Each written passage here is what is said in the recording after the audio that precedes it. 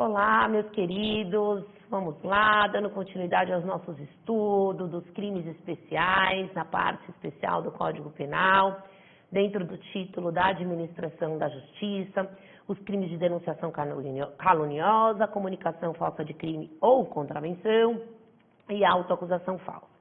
Então, terminamos no nosso encontro passado, na nossa aula passada, falando, então, daquele que fazia a delação e durante a delação, chamava, então, o judiciário ou a autoridade policial e delatavam, na verdade, alguém que não era criminoso ou que sabia ser inocente, simplesmente para receber o benefício da delação. E aí falamos sobre isso também dentro de uma estrutura de organização criminosa em que existe um crime especialmente tipificado para aquele que sabe e vai denunciar uma organização e fala falsamente, às vezes até para desviar a investigação policial ou muitas vezes porque quer receber o benefício e acha que isso não será descoberto. Bom, quando eu vou falar de titularidade para o início de uma denunciação caluniosa, eu tenho algumas observações. Quando eu falo de um advogado que dá início a uma denunciação caluniosa, ele só vai poder ser responsabilizado, e aí cuidado, porque está dentro da nossa área, só será responsabilizado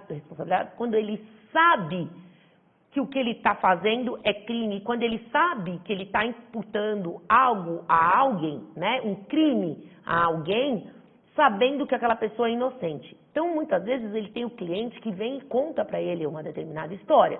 E ele, acreditando na veracidade do seu cliente e dentro da sua ética profissional, não tendo ideia que poderia aquilo ser falso, e nem ideia e nem sabendo que aquilo era falso, então ele não cometerá crime. Por quê? Porque ele recebeu uma procuração para que fosse feito aquilo e assim ele o fez no exercício da profissão. Essa é uma observação importante. Agora, quando o advogado, muitas vezes pode até acontecer, dele instruir o cliente a fazer algo como isso, ele também responderá por denunciação caluniosa em coautoria. Então, cuidado. Ah, mas meu cliente falou que fulano cometeu determinado delito e ele quer que eu dê causa à instauração de um inquérito, que eu vá lá representá-lo. Ok? Tenha uma procuração, e eu recomendo com poderes específicos e direcionados a isto, dizendo que quem está dizendo isso é o seu cliente, e não você o instruindo, né? Essa é uma pequena observação. O órgão do Ministério Público também, quando ele oferece uma denúncia, daí ele dá início a uma ação penal, sabendo ser o sujeito inocente.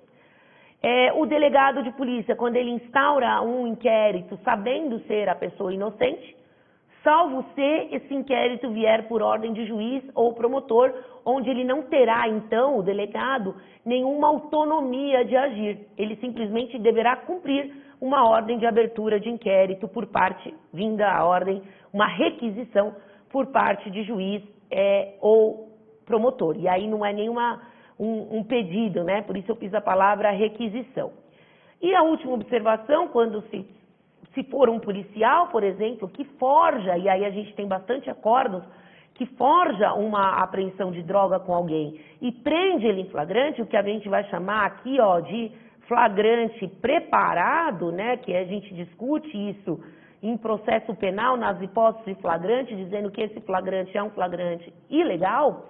Então, nesse caso, ele responderá ao policial por denunciação caluniosa, porque ele imputa alguém a prática de um crime, que ele sabe que ele forjou a droga no bolso da pessoa, ele fez aquela prisão em flagrante, que é uma prisão ilegal, porque é um flagrante preparado, e ele vai início a uma ação penal, dá início a um inquérito, então ele comete a denunciação caluniosa, mais o crime de abuso de autoridade previsto no artigo 3º, a linha A da Lei 4898 de 65.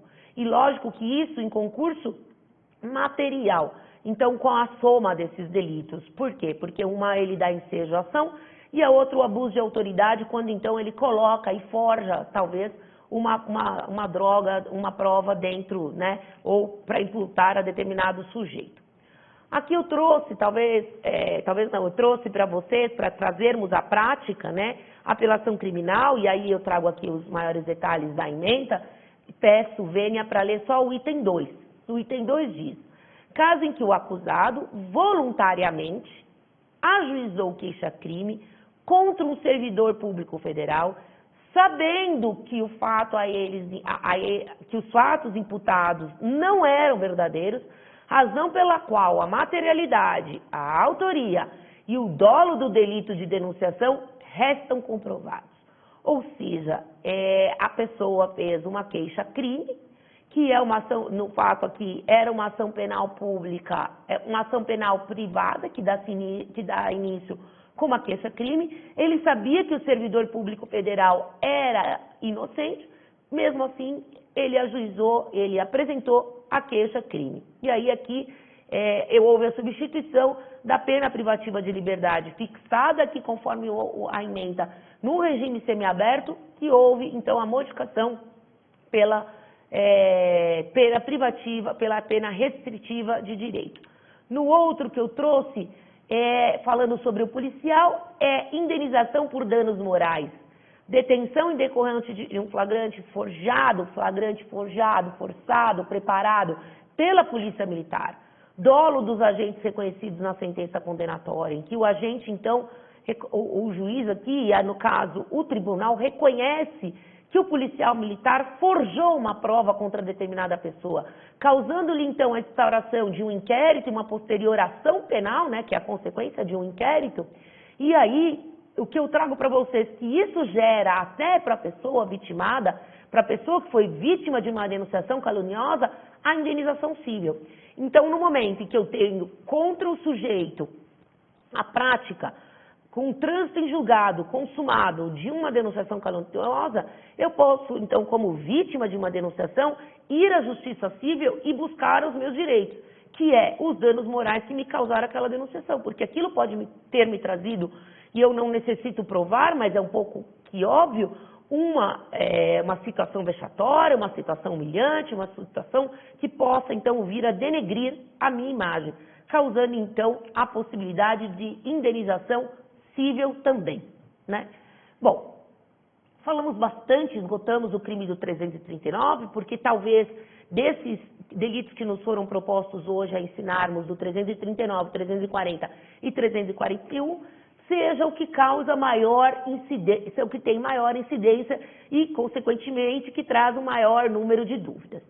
O 340, lembrando que a pena do 339 é de 2 a 8 anos de reclusão. Quando eu vou para o 340, eu já tenho uma detenção de 1 a 6 meses, então já é um delito, teoricamente, olha aqui, bem mais fraquinho, cuja pena não causa tanto espanto. E diz o 340, vejam comigo. Provocar, e o outro era dar início, né?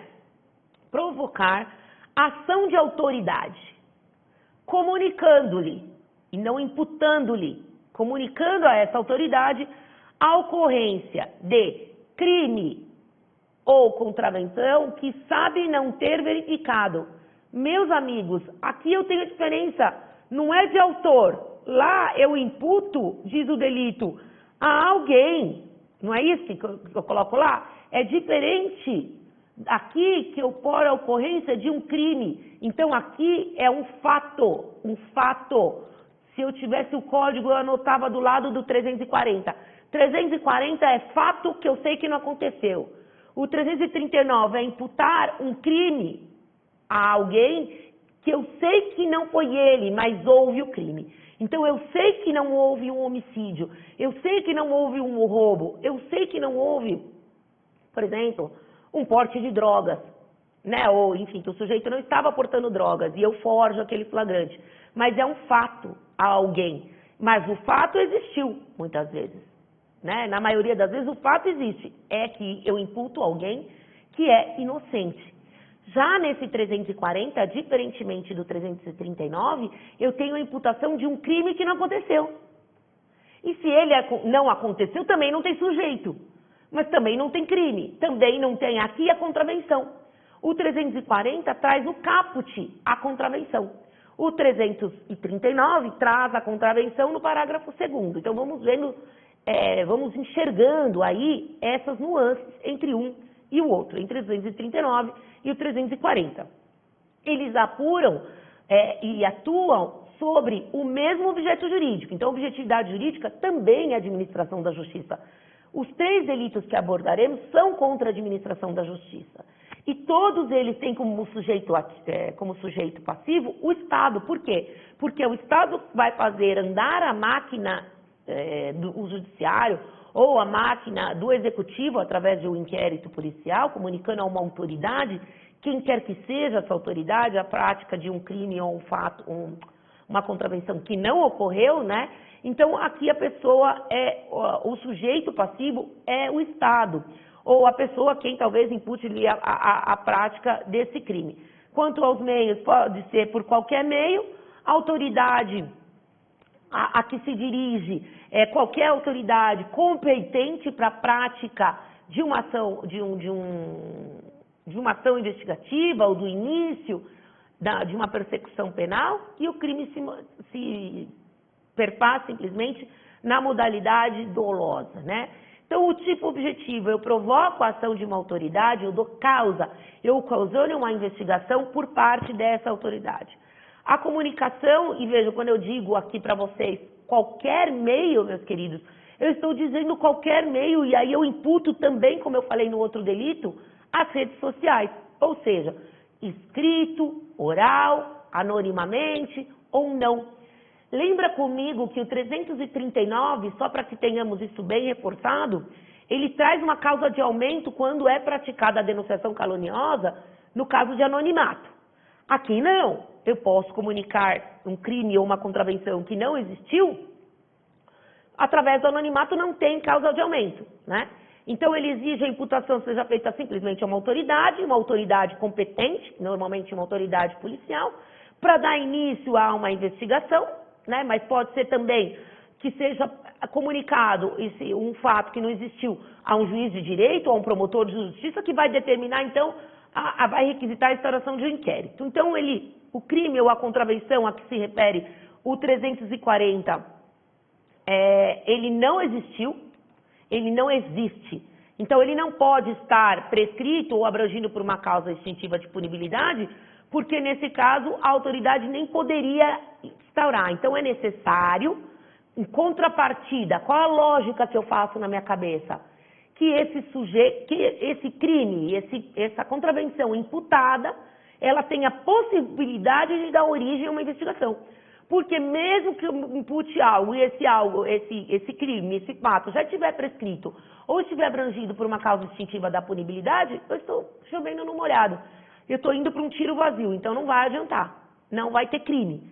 Para ter crime, para haver a incidência do 340, é necessário que esse fato criminoso ou contraventor, né, esse fato de contravenção, seja de possível instauração de uma investigação. Então, eu coloco aqui em negrito, em vermelho para vocês, o tipo exige que o agente tenha dado pleno conhecimento de que o fato não ocorreu, eu preciso saber que o fato não existiu.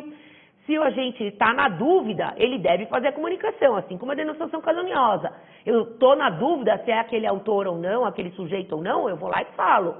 A gente não sabe o que vai acontecer, mas eu vou lá e falo. Na dúvida, é melhor falar. O que eu estou falando aqui é do dolo direto, aquele dolo incisivo. Eu sei que não foi aquela pessoa, 339. Eu sei que não houve determinado fato, 340. Veja. Tenho que saber, o dolo tem que ser direto. É possível a tentativa? É possível. Ele comunica uma infração inexistente, aí ele se arrepende, não tem a mesma lógica, não houve a instauração de nenhuma investigação, ele vai lá, se arrepende e tenta se retratar, né? Ou também, por vontades alheias a ele, chega a comunicação de que não ocorreu aquilo. Ou, por exemplo, alguém faz uma observação e chega a autoridade para dizer, olha, o que ele está falando é mentira, não houve, né? Agora, se depois da consumação e depois de iniciada uma investigação, aí o sujeito se arrepende e não consegue impedir, se arrepende e impede com que inicia, haverá então um arrependimento eficaz previsto na parte geral e o fato será atípico, se der tempo. Se não der tempo, talvez uma desistência voluntária ou aí uma possível causa de diminuição através da confissão, como eu coloquei também na denunciação caluniosa. Bom, eu vou deixar para o nosso próximo e último encontro a diferença entre a comunicação falsa de crime, que é o 340, e o 339, que é a denunciação caluniosa. Eu agradeço pela atenção de vocês, Nos vemos no próximo encontro.